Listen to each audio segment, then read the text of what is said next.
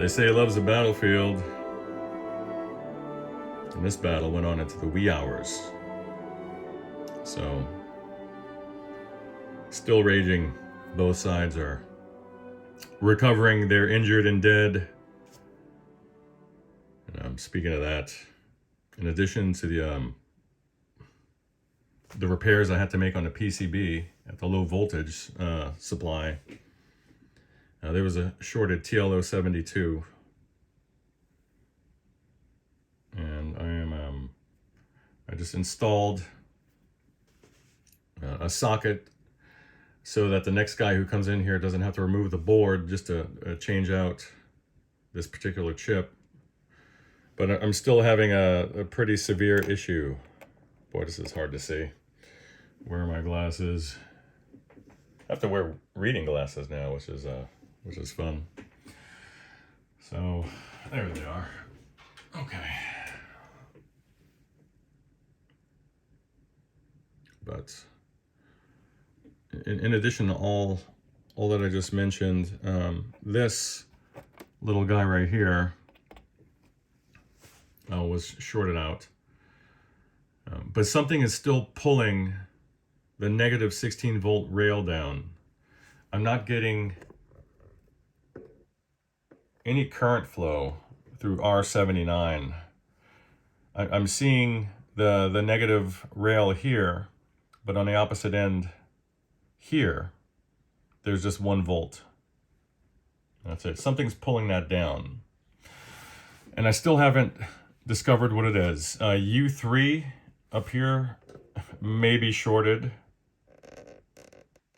And the same thing with U1 over here. That one may be shorted. I've just never seen such a pristine Hot Rod series amp with so many woes. I've had to pull this board out 6 times. I've gotten quite good at it. And sadly, you can't really test it until it's fully installed. And that's an issue for this type of a job right now. And these ribbon cables, I don't know how many more flex cycles they're going to be able to tolerate before they start snapping. So there's either one of these small box caps along the supply. Where am I at here? Like this guy, like C46 up there. One of these types here. That's possibly shorted. This is where I am right now. What I did was I jumpered in with some alligator clips another diode where, and look, this one's all D14 so crooked right now, it's making me crazy, but I had to do some hot swaps, basically. Fast swaps, not hot swaps. And I'll clean all that up once the board is in permanently, semi-permanently.